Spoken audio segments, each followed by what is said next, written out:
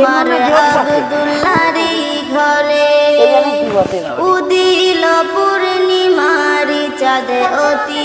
অন্ধকারে আলোকিত হইল মাতা মা আমেনার কুল